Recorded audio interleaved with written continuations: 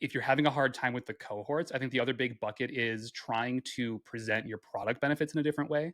And it's already pre-built. You don't need to design it. You just like toss in your copy, toss in your image. Like that's where I think like a lot of these people overly design these pages and then use like Figma to the max. And it's like, okay, you likely do not need that. You likely just need to take a bigger swing in the copy or the section you're about to go test next. I think there's always like an aspirational end state people are trying to get to when they buy a product. It might take some creativity if there's not like an obvious like problem solution thing you can go after, but there's always a reason that people are buying it and a problem they're trying to solve. You just got to dig into it. That's how we run our A/B tests. A versus B is on the back end. Once we have A versus B proven, then we'll take that full URL and drop it into a new ad in the ad account. Doing like research on Reddit, like there's a tool where you can like just dive into like the Reddit or the subreddit for whatever category you're selling into and like try and like weed out some customer language from there. Like do that type of research and build new ads on top of that. I think it's helpful to break it down into this kind of rough framework that we've settled on over the last few years. And it is find what type of page, what type of template you're going to test, what is the angle that you're going to write that page around, and then what's the offer. So when you're testing a new landing page or you're even 4, 5, 6 iterations in, I think it's helpful to identify one of those things that you're going to test and build the entire test around that. So in your example, you're starting from complete scratch. Everything's going to be new, of course.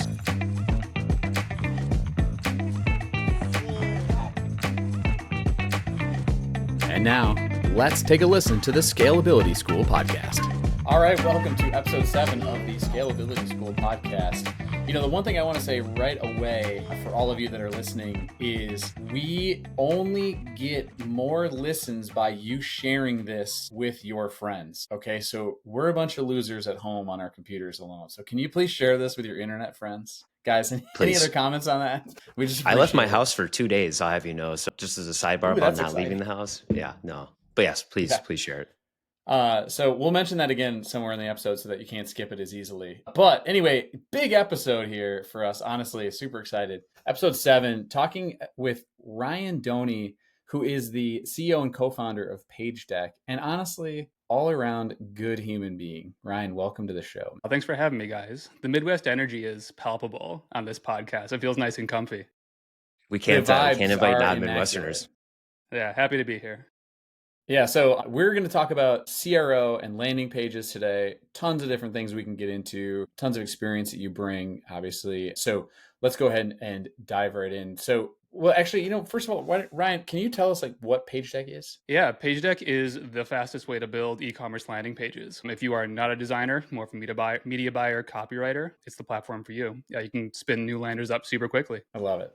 So let's talk about types of tests right out of the gate. So somebody comes to you, they say, we want to get some stuff going and we want it to be great. What are you starting with and why? It's an interesting question. I would probably push back a little bit. Like, is this testing from just paid traffic? Is it organic? Is it elsewhere? You know, can you give me like a little bit of a scenario what you're testing from? Yeah, I mean, I think a lot of people with landing pages are an interesting one, right? And CRO especially, because everybody knows they need to do it. People are doing it a little here and there, but they're still trying to pull so many levers on the meta end, which is good, and on the creative end, but then they forget about this. So if I had a budget of $50,000 a month I'm spending on meta, haven't really done too much landing page testing, where would I start? Let's say that I have a hat brand, for example. Where would I start and how could I start to think about this properly? Totally. I think it's helpful to break it down into this kind of rough framework that we've settled on over the last few years.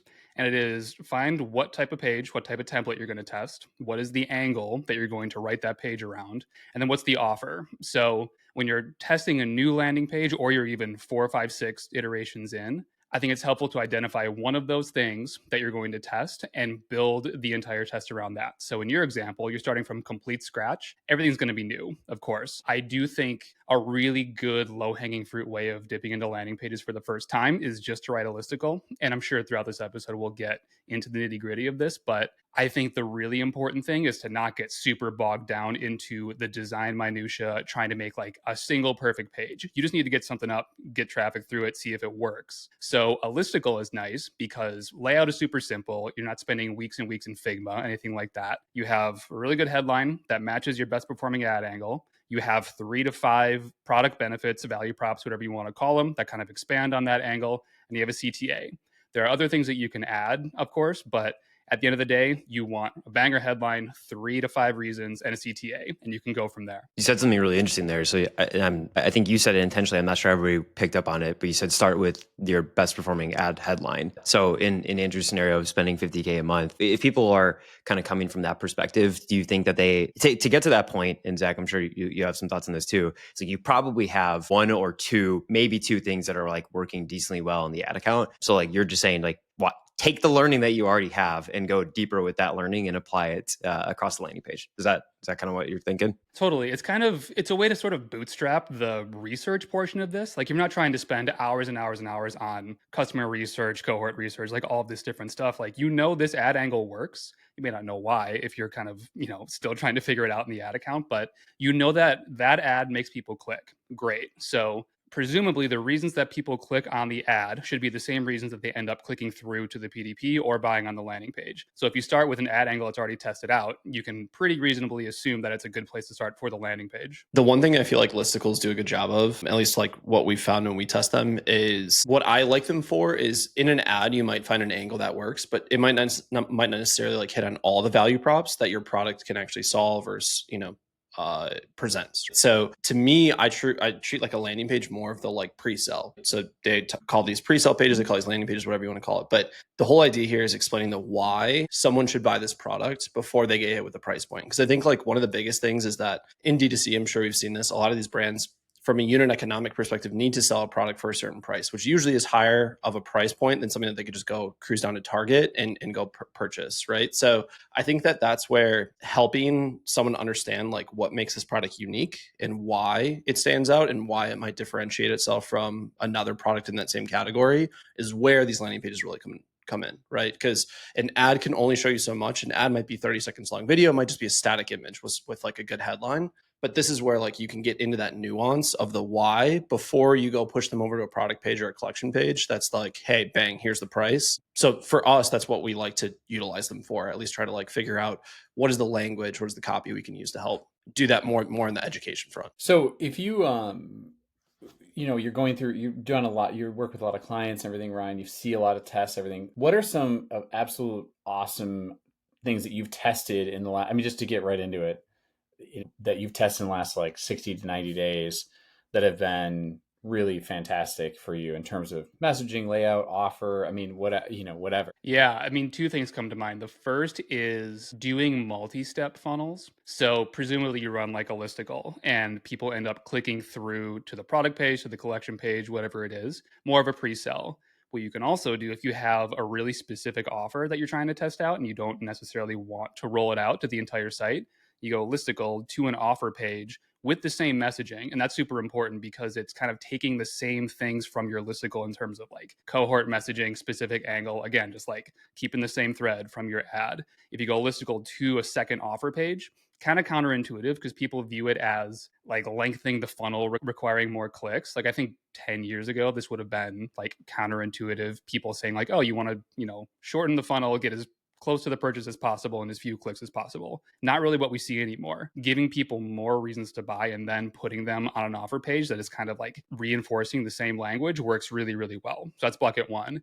Bucket 2, and I think I remember Zach talking about this in a previous episode, but taking social proof directly from like Facebook ad comments, Instagram ad comments, and just like either just getting screenshots and putting them on the landing page, that hits incredibly hard. I think the authenticity of that is really, really powerful because people are so used to seeing like a carousel full of reviews. Not to say that doesn't work, but if you can take it right from the source and put it on the page in a format that people recognize, that can be really, really powerful. Ryan, I think one thing that we were talking about when it came to like tests that you were running is for some of like the health and wellness brands, you were showcasing how like before and afters obviously are like huge and impactful, right? You can show the transformation. One thing that's super interesting that you told me to like dig into more is like, how do we do that transformation, but for other products, right? So like for us, for Hollow, even how do we showcase like someone that has whatever banged up feet from running in like crappy cotton socks and stuff like that, and then show them what it could look like if they actually wear like the correct gear. For us, we've seen that be successful. And even for some like homestead clients that we built landing pages for that aren't in like this typical before after crazy transformation, but it's like trying to treat a transformation with your product. So it's just still showing the before and after because I think it's so simple to say before, after. I think human, consumer is just like very easy for them to perceive like what's going on in that setting. So that's one I feel like that you told us about more recently that has been helpful for us, not just like across health and wellness brands at Homestead, but also just for like physical goods. I think there's always like an aspirational end state people are trying to get to when they buy a product. It might take some creativity if there's not like an obvious like problem solution thing you can go after, but there's always a reason that people are buying it and a problem they're trying to solve. You just got to dig into it. So how do you set up a clean test, honestly? Like, how do you, this is one I've always kind of like BS my way through, but like, how do you, is it just an intelligence test, or can it be some vibes? Like, how do we do this? I know every media buyer that I know loves the vibe testing. Just like chuck stuff in the ad account and let it ride. I think there's two sides to this. Obviously, you can like do straight up like split testing post click, or you can throw new pages in the ad account and like let Facebook do the targeting for you. Pros and cons to both.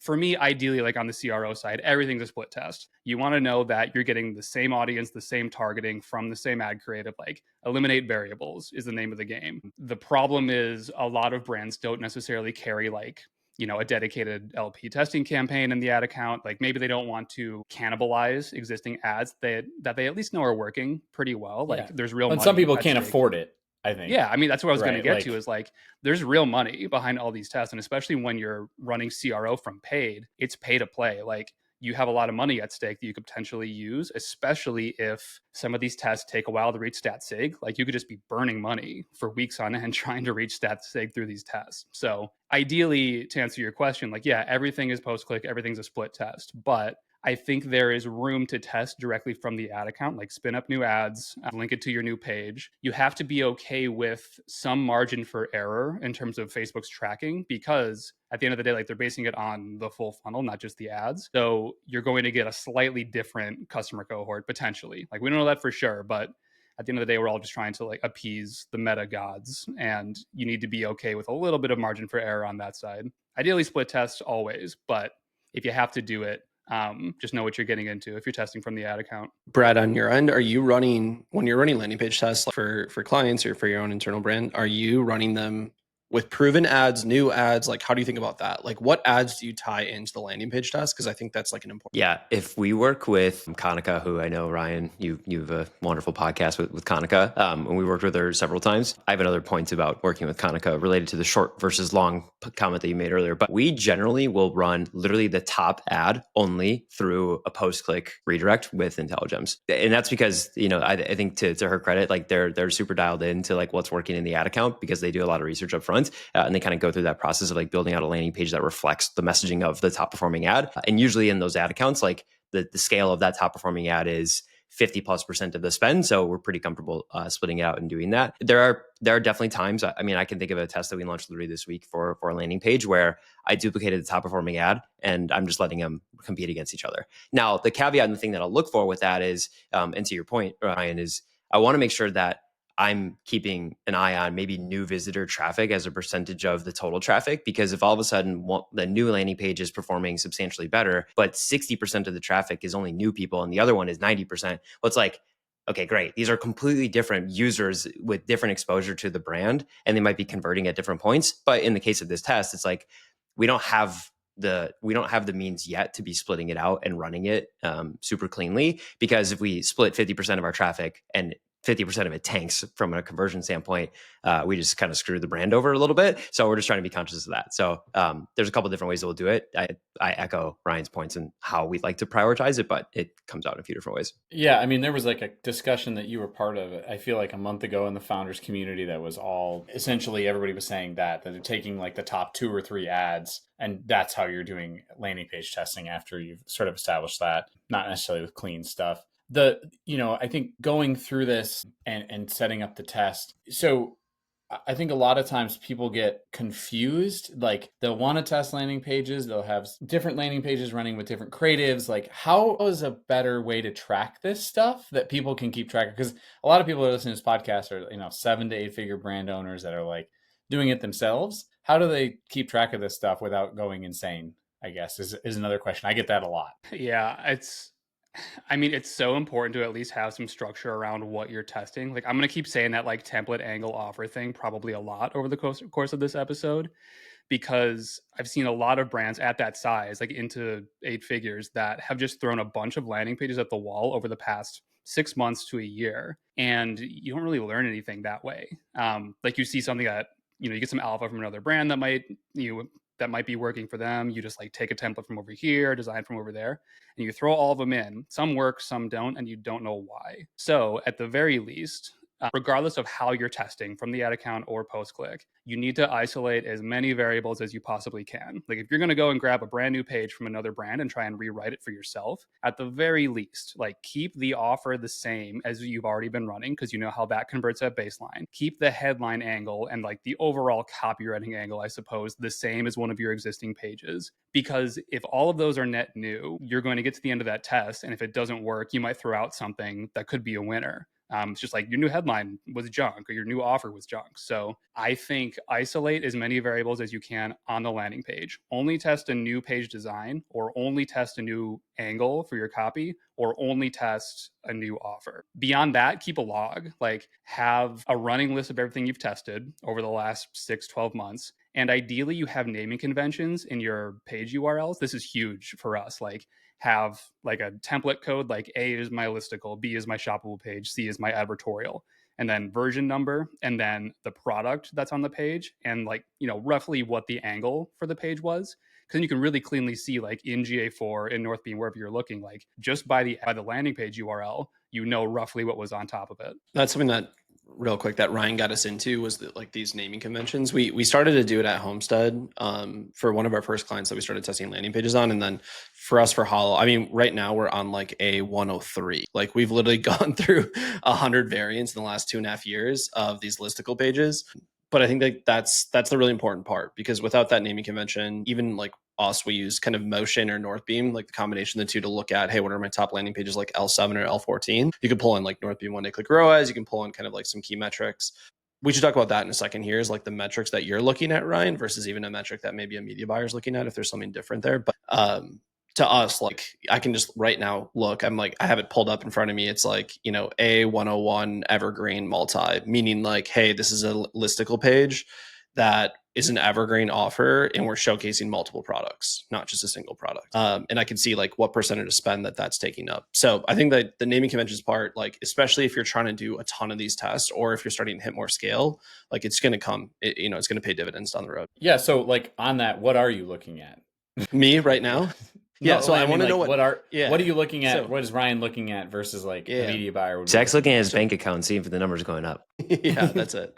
That's how I base it. No, Ryan, I'm curious how you think about it.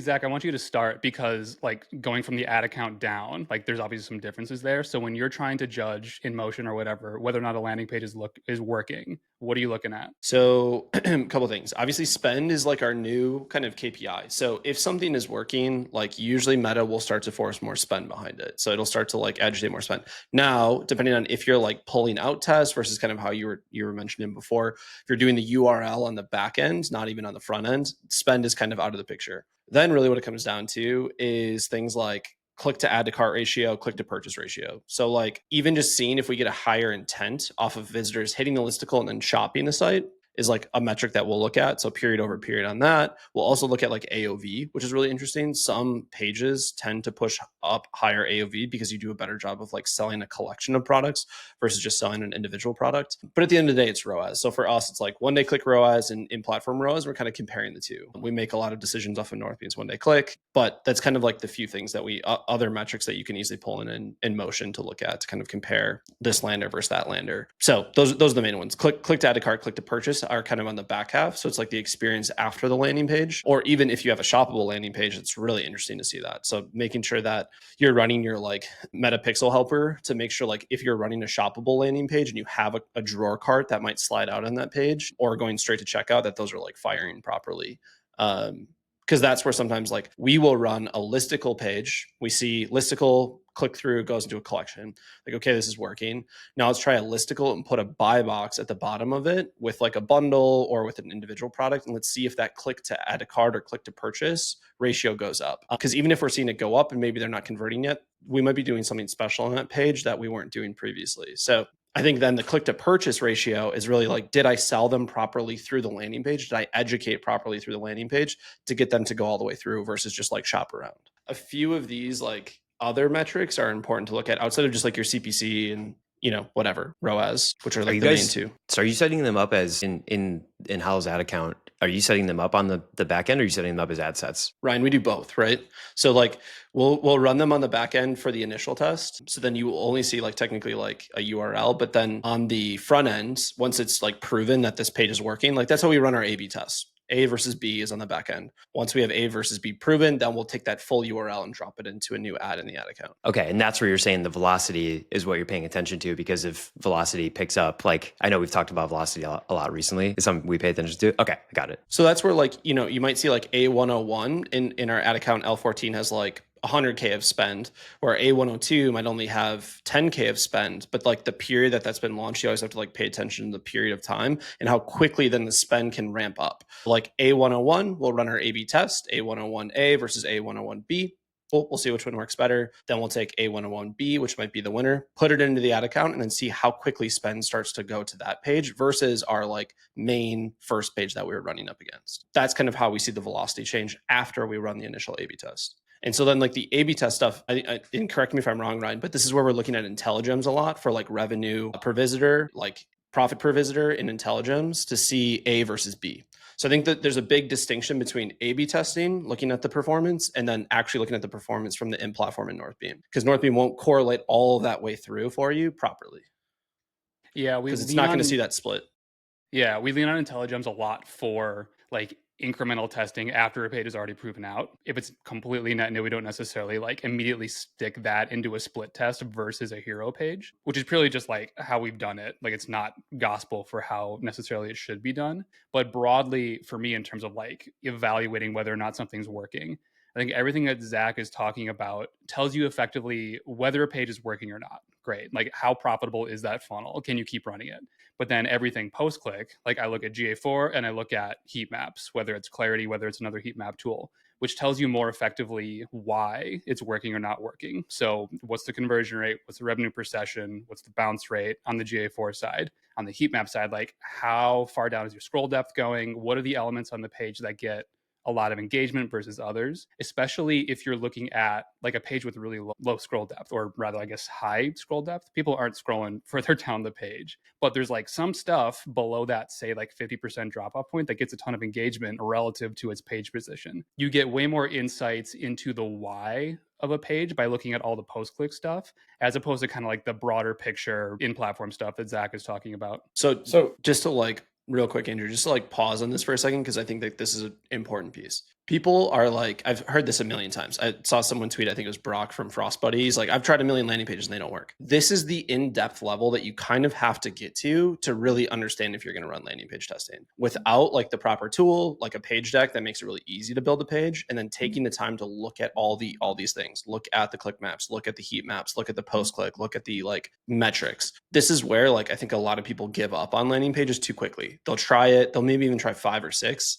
and they're taking like big swings, but they're not actually getting into the weeds on why. And this is where I think Ryan has always told me, and always told our Homestead clients, like when he's ever like consulting or just giving advice to them, is like, start simple. Do one page, compare that versus your main variant, which might be your product page or your collection page. Okay, look at the click to purchase, look at the click to add a cart, look at the click through from landing page to that page, look at your collection rate of emails, like look at all of the elements of things that could be happening just on that first landing page. Before you give up on it, you have to kind of set a baseline of that versus where you're sending traffic to. And then that's what you're trying to work up against. That's where then I feel like, Ryan, tell me if I'm wrong, but like this is where then you go do the A/B test. It's like, okay, I have one page running. Maybe it's not working as well as my PDP. How do I make a change to that landing page now to see if I can get a better version than my PDP? And to me, and what Ryan and I always talk about, is copywriting. Copywriting is probably the biggest thing that will actually get that like flip in performance on the landing page versus like some crazy new design. I know like I'm kind of on my soapbox right now, but like the D2C community, like a year or two ago, went in this super deep dive into like landing pages are huge, hire them. There's a bunch of landing page agencies now. And they were just overly designing these pages. They were not paying enough attention to, let's just go with one simple template, and then let's really focus on big swings in the copywriting, not just like the design, the aesthetic, whatever. So I mean, like to me, this is where if you're going to go this route, keep it really, really simple. Do a listicle. Like traditionally, listicles work better across all categories. Ryan, you can tell me again if I'm wrong, but I think that that's like the case. Start there. Start simple, like set the baseline metrics of that versus where you're already sending traffic to. So on the topic of big swings, like how are you and copy and with listicles, like what's an example of how you would do like what's an example big swing within a listicle, maybe as it relates to copy specifically? Yeah, like if you have an existing listicle you've already built out, like you have one that's best blanket for hot sleepers, and here's why. I mean, to me, a big swing is like, here's why it's the best blanket for cold sleepers. Or maybe it can be both, who knows? The best blanket for like moms who like to backpack with their kids. Like trying to identify all these very different angles that you can put into the page, because you think about what that involves. Like that's a new headline, it's new creatives throughout the entire page, it's new copy throughout the entire page. It's probably a new CTA section that speaks directly to that person. Like you're fundamentally changing the messaging of that entire page. Like it doesn't always feel that way because you're just rewriting the text fundamentally on the page, but completely different. And I think that type of testing is really important when you get started, because it requires you to run tests for a shorter amount of time. Like if you're stepping through these like small swing, like incremental A/B tests, you often have to run them for weeks and weeks and weeks. And like we said before, you're spending money on this traffic. So for you to validate that out for something that's probably not going to be a big difference in performance and not a big difference in money in your bank account, it's hard. Like most D2C brands can't afford to do that. So yes, always lean on the big swings by default until you're at a scale where the incremental stuff makes a difference. One thing that Ryan started to have us do is actually take copy from ads and turn that into the images, like basically overlay copy on top of those images that sit next to the text. So if you've got a 3 reasons why or a 5 reasons why, taking one of those headlines from one of those top ads that maybe isn't the same headline that you're running on the landing page and carrying that through as well. Like this is where like some of that copy that you've figured out in headlines and ads, or maybe even just like ad copy itself, try to take some of that and bring it into the imagery. And this is kind of where I was saying like the copy actually can carry the weight. It does then turn into design in theory, because you have to take text and overlay it on top of images. But again, that's where we've seen at least a lot of like the incremental lifts is like from that part of it too. If you're thinking about you're going to go through building out more of these iterations and big swings you're talking about, are you tying it mostly to the persona building that you also have been doing in creative? Like, is that where the parallel comes? Because I feel like a lot of times I'll hear from someone that, oh, it's hard, I don't know what to test. And we've gone through and talked about creative testing, and a lot of what we do as ad buyers is you're building it to try to unlock new angles, new personas, and you're thinking about that. So is that like a good place to start to think about what big swings could look like in these? Is that kind of how you start to build it? Because it's just hard because I think about a lot of people sitting there being like, where do I go? Like, what does that mean in terms of testing? I know I need to, but I don't really know where to start in terms of what a big change is. And persona seems to be something that people can really glom onto to, be a better idea. Yeah, I mean, for me, broadly, you can either like lean into cohorts and personas, which does kind of require you to do more creative testing in the ad account. Like you can't just like, YOLO create a new landing page with a new customer cohort just because you think it might exist. Like you got to make sure that you've tested that out through your ads and you know for sure those cohorts exist and that you can lean on them. Getting info from your post-purchase surveys, doing like research on Reddit, like there's a tool called GigaBrain, I think it is, where you can like just dive into like the Reddit or the subreddit for whatever category you're selling into and like try and like weed out some customer language from there. Like do that type of research and build new ads on top of that. If you're having a hard time with the cohorts, I think the other big bucket is trying to present your product benefits in a different way. So just exactly what we talked about with like this blanket thing. Like, is it the temperature regulating portion of it? Is it the fact that you don't get sweaty? Is it the fact that, it's not going to smother your child? Like, I don't know. Like you can rearrange the things that people care about, the things that people care about for your product. So you're either doing new customer personas or you're doing product benefits testing. I think broadly, that kind of fits into one or two of those categories when you're thinking about what to test. Also, one question I've always wanted to ask, just real quick, or do we have more on this? Because I have another question about it. You can go for it. I'll add after. Okay. My is that people send me a landing page and say, hey, I've got a new landing page. I'm working on this. What do you think? And they send it over to me and it's been designed for desktop. And then like, I'll look at it on my phone and it sucks. And I'm always like, isn't like 90% of your traffic mobile? I don't understand.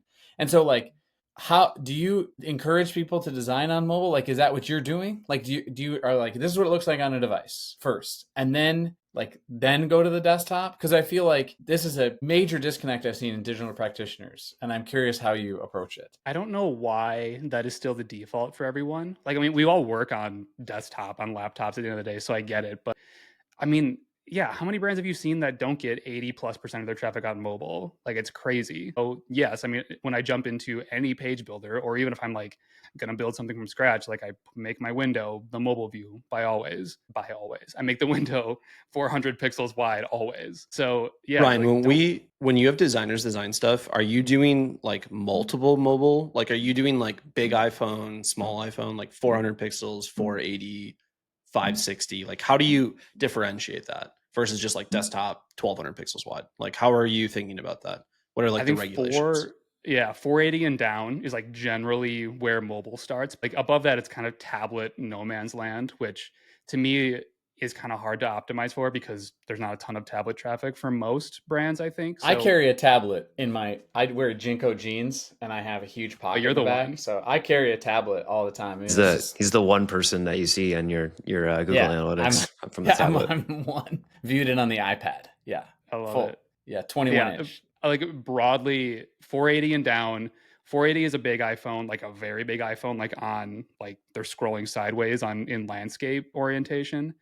400-ish is a good middle ground for most devices. 390 to 380 is like some of the smaller phones. So yeah, worry about 480 and down if you're working for if you're looking for a hard and fast rule. Yeah, we've been starting to design in like I think 400 and 480, just because there's a lot of variance between that. Like even like 480 to 400, that like little extra bit of pinch can like get things to wrap and text wraps and things look super weird.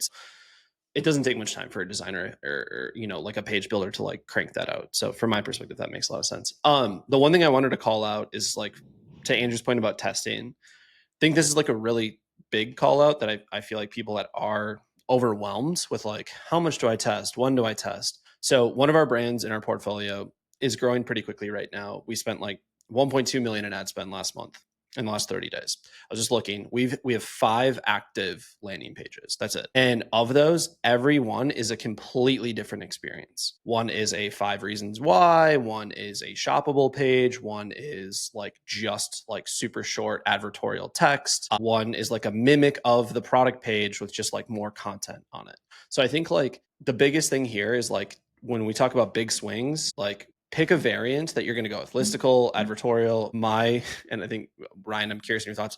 My guess is like don't do advertorial. I think like it works for unless you have like a very strong cohort of like a female buyer, like female 20 to like 50, the advertorials don't necessarily work. But for us, for like men, for hollow, like they just never have worked. We've tried a million of them. We've tried them on like whitelisting pages. We've tried them elsewhere. Like we've never gotten them to work. They're hard to do. So my thought is like, okay, start with a listicle, big swing with copy, until you get a winner, then go try a shoppable page, then go try like maybe an advertorial, then go try something else. But I mean, I think brands just need to realize like you don't need a million of these pages necessarily. It's just like the test is the important part. And that is where the test has to be a big swing. And it doesn't mean that you need a whole new template for it to be a big swing. Yeah, totally. On advertorials, I generally agree with you. Harder to nail, super dependent on your demo. I don't think it necessarily has to be women. Like if you're selling, I mean, anything that is like a super DR YouTube pre-roll ad in like the health and wellness space, you could probably get an advertorial ripping. Like if you're going to build a super direct response funnel, advertorials can work really well. Harder to nail for like apparel, for other like non-consumables. For testing, yeah, it just gets so unwieldy when you get to the point where you've been testing landing pages for the last year and you have 103 pages in the account, like you said. So if instead you have 5 really, really different pages and you're kind of stepping through the iterations of those pages, it's easier for you to figure out what's working at the end of the day. And that's, I think, an underrated piece of all this testing stuff is like you have to be able to wrap your mind around where you started and then how you got to where you're at and whether performance is better or worse because of it. If you're just like, YOLO slapping new landing pages in the account every week, it's going to get out of hand super quickly. And I know that there are some pages in that gray area of A40 to A65 that we just don't know what was going on at that point in time. But performance was down. And when performance is down, people start making emotional decisions. You're just looking for anything that works. That's the biggest difference I've seen between like the super hardcore CRO people and the super hardcore media buyers. Is media buyers are really used to like quick feedback loops. You launch something, it either works or it doesn't, you kill it, you move on. When you're testing pages or you're doing CRO tests, it requires you to have some type of statistical rigor for you to know whether or not that thing worked. So if you're going to do any testing at all, like you need to commit to actually, running it for 2 weeks, running it to the point of stat sig. Otherwise, you're going to be spinning your wheels for months and months without knowing what's working. Yeah. This might be a meaty question that bounces around a lot of different things, but it's kind of related to the progression of the testing. So Zach, you just kind of alluded to spending a lot of money over the last 30 days for this specific brand. What did the progression of tests look like? Because I'm curious, like when you launched ads originally, did it go to a PDP versus a lander or just a PDP? Okay. And then we figured out it was this type of lander. And then we did this other thing on the website, which was pricing tests. Because do you consider offers part of CRO? Like, was it an offer test? Was it a shipping test? Was it a post-purchase thing? Was it a landing page? Like, what did the progression look like as much as you guys remember over the last however long? Because I'm trying to give, like, I'm just like, as a brand owner who's like, I don't know where to start. I think you gave a really good roadmap of like, you should start with a listicle because it's really easy to do and you should focus on nailing the copy. What do they do next? Like, do they make another listicle? I'm just curious what the progressions look like for you guys generally. I'm sure it's different by brand. So, I mean, like for us, for this one brand specifically, it was like PDP and collection page first. Like you just start with like the main two, right? And that's where like your job with your website is to make it, try to answer as many questions as you possibly can. We can go more into like CRO, which I treat CRO more as like website than landing pages, even though like they're related. For that brand, like even 90 days ago, we were running to one landing page, which was a listicle, and then the product page collection page. That's it. And so what we did then is we basically duplicated out that listicle and we started to add in new sections. So then we started to add in like a video section where like there's customers talking about the product below the 5 reasons why. And then after that, we started to add in like another section, which was like the FAQs that we knew that people were like interacting with those on our website. So it's like, okay, well, can we get even more educational information onto this page? I mean, even if you go look at Hollow's pages that we run now, which I talk pretty publicly about, I'm not too worried if you rip them off unless you're another sock brand, but you can see the same theory in the works where it's like our hero kind of headline is like been the same for a while. Like that huge headline is like been the same. Then we added in like 3 videos that are from like our like basically whitelisting partners that we work with. Then we shortened to 5 reasons to 3 reasons and tested that A/B. And then we added in like a us versus them section. And then we added in Facebook comments as another section. And then we added in FAQs as another section. To me, it's like adding in a new section to see what that does. If it's a completely different element and then seeing how people interact with it with like the tools that Ryan was talking about, like the heat maps and click maps, and seeing then what is that like lift? Did that one extra piece of like copywriting or that one extra like video then add that extra value for them? Now more of them go through and go and purchase because the one piece of reassurance that they needed was solved. So to me, like I think they start with like a listicle. It's the easiest thing to do. It's copy heavy. You use your like 5 reasons why or 3 reasons why. You take your top static images, you kind of make those part of your reasons why, or if there's like headlines that stand out. And then that's the copy that you test. That's your A versus B. Completely different copy changes and completely different like reasons why images. Once one of those is working, add a new section into it. Like this is where like Page Deck is a great tool. Like it's so simple to literally just go, boom, new section that's FAQ, boom, new section that's like a faux buy box, boom, new section that's like a different headline, right? And it's already pre-built. You don't need to design it. You just like toss in your copy, toss in your image. Like that's where I think like a lot of these people overly design these pages and then use like Figma to the max. And it's like, okay, you likely do not need that. You likely just need to take a bigger swing on the copy or the section you're about to go test next. Well, I mean, as a person, we charge, I think starting it's $21,000 per landing page. And I try to make them designed, on the low. I try to make them designed appropriately the right way. So the actual serious question, just to get like a little bit even nerdier and deep on this. So I feel like a lot of times, Ryan, I've heard you talk about too, when you were doing stuff in the founders community and reviewing landing pages for folks, like you would talk about as well, like once they've added to cart and what the optimizations were that could happen in terms of like a cart drawer and how that looks on mobile, because a lot of that shit sucks, honestly. Like, and it's hard and it doesn't work and it's like clunky and then I know, in looking at the redesign too of Hollow and and other brands too, but obviously you were involved in that. Like there's a lot of bundling happening to raise AOV. There's a lot of things of like, I want to buy more. Like I go on that site, I'm like, yeah, I'm going to buy 10 pairs because it's like way cheaper to do that, right? Like I know I like these anyway. And so how do you introduce, once somebody adds to cart, opportunities for upsell and what are effective tests there? And then how do you, like, what are other things like sticky add to cart or sticky, cart buttons? Like what are other things there that are like really magical that you've seen be like, that's good shit. Like that's really going to work. Yeah, I think, well, point one, to give Zach's team credit, they are incredibly good at getting through the really hard things that are really big technical lifts for the sake of testing things out. I think a lot of brands are scared of like spinning up new bundles, spinning up new site features, spinning up new upsells, because a lot of the time it's a ton of work. So when you're going through Hollow's site, know that it's not an easy way of testing. But to your question, Andrew, I just invited Ryan on here for what it's worth, just to, give me, props. So sorry, Ryan, keep going. no, it's a ton of work, but it's worth it. Hire a good developer. With upsell specifically, like if you're on Shopify, there's kind of like 3 natural checkpoints for it. Like you're going to do in cart, you're going to do in checkout, and you're going to do post purchase. I think if you have nothing, start with post purchase, because it is as close to free money as you're going to get in D2C, because the purchase is already secured. There's no risk in terms of like introducing more variables into the customer journey that cause people to like get decision fatigue and then they bounce out, which is important, and I'll come back to that. But start with post purchase. If you have very few SKUs or one SKU, you can upsell to like a 60-day, 90-day supply, or buy more, save more, that type of thing. Or even just like offer an additional product at a discount.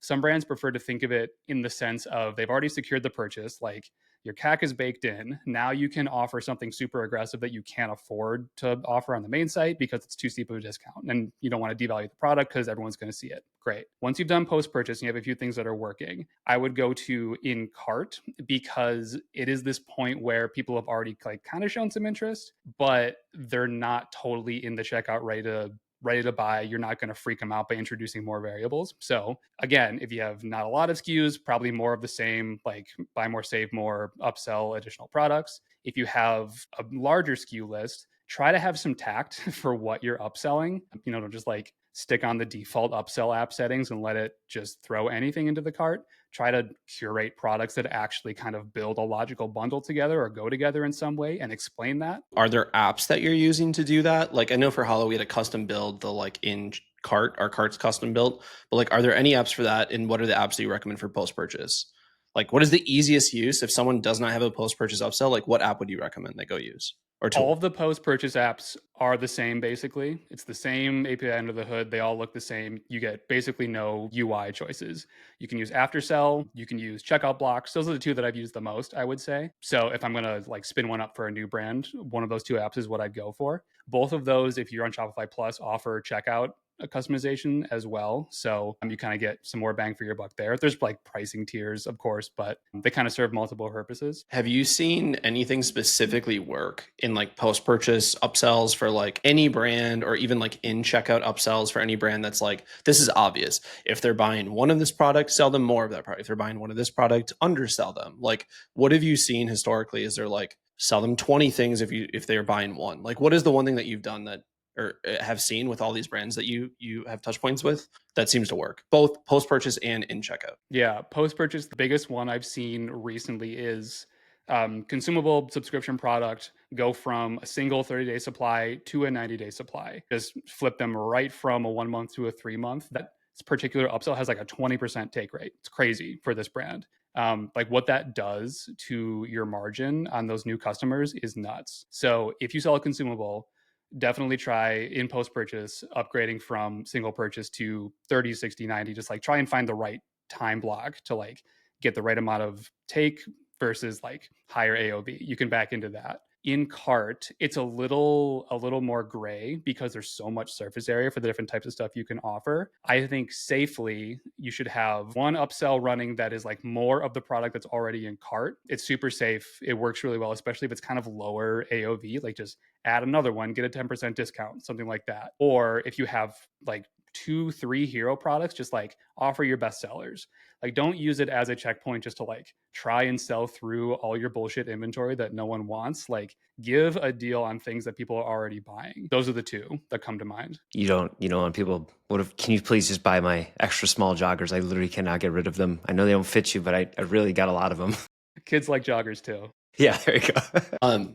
Brad, I know, Brad, you were asking about CRO stuff, more like site stuff. Did you have something there? Yeah, I mean, I think you kind of answered it, Ryan, with like, I was going to ask like, okay, so with the progression thing, like, how do you guys go about like identifying the size of the opportunity and like thinking through like, this makes sense, whether it's on the landing page. So, and maybe the better question to start with is like, when you guys are talking about, going wide, like, is it wided with the messaging of the listicle page? Is it the diversity of the type of page that you're actually testing? Is it, I'm going to test a listicle and then I'm also going to have post-purchase at the same time because they don't totally impact each other? Like, I guess, like, how are you guys thinking about identifying the size of the opportunity and like where you put your effort and attention? That's an interesting question. I think it's less about like specifically the tactic you're trying to shove into and more about trying to kind of qualitatively figure out how big the opportunity is. And in terms of, one, are you doing like, are you swapping a headline? Are you changing like one or two little elements on the page versus building something totally different? I think that's the first checkpoint, is like, how different is that customer journey as the result of the thing that you've launched? The second thing is obviously the traffic level. Like, I mean, everyone's running paid and has kind of their, their go-to traffic destination. So you're going to get a bigger result off of testing there versus testing on your About Us page, something like that. So I would say like, it's pretty simple. It's like taking big swings in terms of the destination they're going to, the design, the messaging, all the things that we've talked about so far, and then making sure that it's a high traffic destination. So I'll just like share some numbers for us right now for Hollow for like the post-purchase stuff. So I've got Aftersell pulled up. That's a tool that we use. I have no affiliation with them. It's just like one that we use that we've liked. We're running like 3 tests right now post-purchase, and it's based on AOV. So it's like, if you spend less than 60, we're going to send you this post-purchase funnel. If you spend 60 to 100, this post-purchase funnel, more than 100, this post-purchase funnel. And like, just to like share results in the last 30 days, the one that's people spending over 100, just by trying this out. And again, we're no experts at this. This is just us kind of like giving it a shot. We've added $3.45 revenue per visitor. So like an additional $3.45 by just like launching this on that one.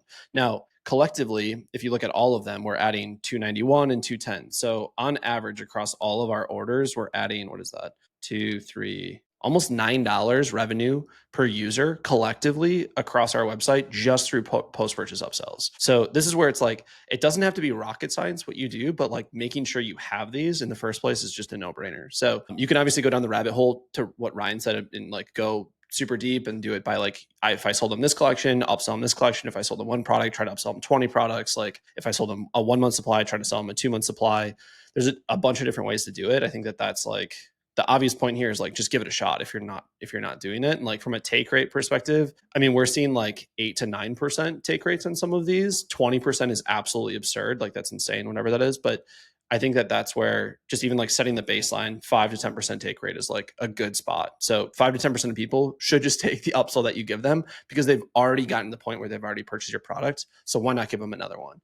And for us, we give a slight discount more than what they're getting on the site to buy more stuff. So it's like they've already bought more stuff. I'm not worried about my margin at that point. Might as well just try and sell them a few more things. Yeah. So I mean, it's kind of tactically interesting that we talked about when you guys told me about the 20% take rate one, is that like, it's not going to show up in your Meta account. Like Meta is not tracking that additional value added. So like if you're paying attention to your AMER and that all of a sudden starts to increase as a result of you launching these post purchases, Meta doesn't look better, but you can just start ripping more budget, which is a very like niche thing to think about, but we're the media buyers. So that's what we pay attention to.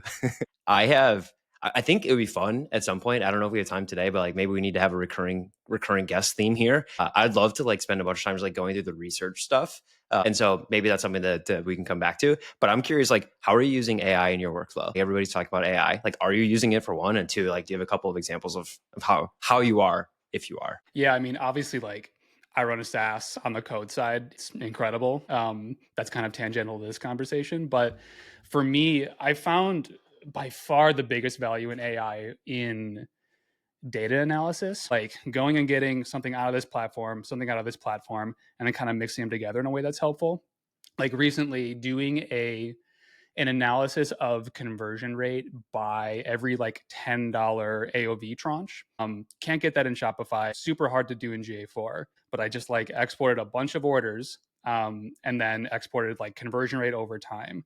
And then asked AI like, all right, I have these two CSVs. Like I chucked them into a cursor project and said, give me the conversion rate last 60 for every individual $10 tranche, like people who ordered up to $20, up to $30, et cetera, and just spit it out for me. That's the type of data analysis that would have taken me a week to step through trying to do it myself because I'm not a data scientist and I'm a dummy, but it just gave me the answers right away. And that's huge context. Like, then like, all right, this is the most profitable like AOV tranche for us to shove more traffic into. Great. You can change out the offers on your landers, change out your upsells, change out everything that people are seeing based on that one thing alone. Man, that's like three-dimensional chess. I think you've showed our guests that, or I think you've showed our listeners that you, Ryan, are a person that thinks in that way. I think we should finish out the episode by just maybe introducing a new segment too, since Brad's introducing the AI segment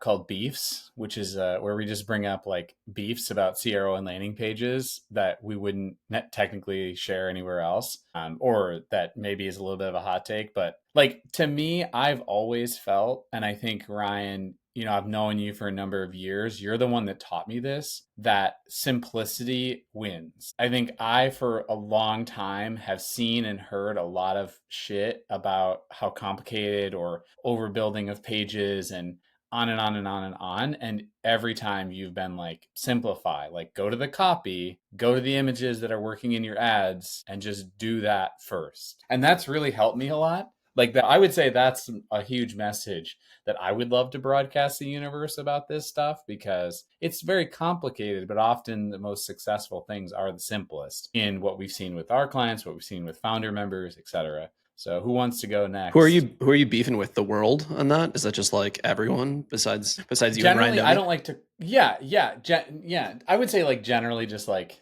beefing about it with anyone that wants to fight. I'm fine with that. Yeah. I don't start fights really. I'm not you, Zach. Yeah. Well, someone here has to do it. My beef is when people say landing pages don't work. Like you just wrote bad copy. You just like didn't try hard enough. Like it sounds really like harsh to say that, but like shout out to Brock at FrostBuddy. Like you haven't written like good enough copy for your landing pages. Like I definitely feel like he could, if he really wanted to, take his time, figure out what the pain points are of why people buy FrostBuddy versus a Yeti versus any other product, and say, here's the 5 reasons why, or the 3 reasons why that actually happens. Even if he goes post-purchase survey and says, why did you buy us versus the big brands? There's probably 2 or 3 nuggets in there that he could put in a listicle page. Very simple. Fire up on page deck within the same day, no design needed. And I bet he would see a higher one-day click ROAS and a better CPA. So to me, it's the people that just say, I tried it, it didn't work, and then they give up on it. Because for us, like go look at our landing pages. If you go spy on our stuff, 95% of Hollow spend still today drives to a landing page first before it drives to the website. I think that a lot of people are missing out on that opportunity. We'll save the best for last here, and I will jump in. Zach picked a fight very directly with one person, and Andrew picked a fight with everybody. So I'll go somewhere in the middle. My beef is with the people that take screenshots of intelligence 3 days after their test goes live. That's all. I'll just leave it there. And just do like not that's show it. Like sessions. Yes. Winning. Sessions. Don't show sessions. Yeah. No context. You got to save those ones for the group chats. That's I send Zach the screenshot 3 days after mine goes live, and convinced that I've just changed my brand. Doney, you're such a nice guy. Anything you want to bring up beefs wise? I'm beefing with everyone who has sent an AI DM to me pitching their landing page services, because I know there's so many brands just getting hosed by like 3 weeks of Figma design, another week of like building it in a page tool, and then another week of edits, and you got to test the thing for 2 more weeks, and you're a month and a half in and you've tested one thing that probably didn't work, and you probably paid like $5,000 for it. I just don't do that. Like just go and grab a listicle template from someone and just build the thing based on what you know as a founder. I mean, don't spend too much on your landing page builder is also like a great summary, right? Like let's just fire up a great solution. Page deck. There's other ones out there, but I took this really great class about DM automation for sales lead generation, and it's been insane for my business. I don't know about you guys. Everyone hates you. You hate the world, and the world hates you, Andrew. Hey, you're just following up here, by the way. Yeah, that's true. I also That's read true. the $100 million landing page. I'm going to implement that. There you go. Nice. Well, it's time to go because we can hear Brad's kids in the background screaming. So everyone, I appreciate Ryan. Honestly, appreciate you being here. Thank you. And guys, always good to speak with you. Thanks for having me. Thanks so guys. It much. was fun. So you As guys, a reminder, go check out us on YouTube as well as Spotify. Please leave us a review. Please subscribe to YouTube. Hit up Andrew at foxwelldigital.com. Brad and I don't share our emails on purpose. And then if you have any questions or feedback on the pod or anything else, hit us up on Twitter. All of us are there. The only way that we grow this podcast is by you sharing it with your friends. Honestly, like reviews kind of don't really mean anything too much anymore. They're really meaningful, but they don't do a lot for the growth of the podcast.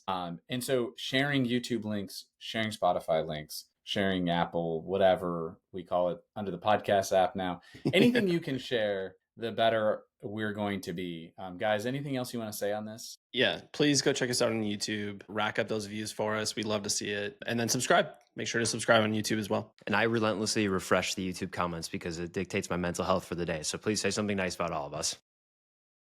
Thank you, everyone. Thanks, Thank everybody. you for listening, honestly.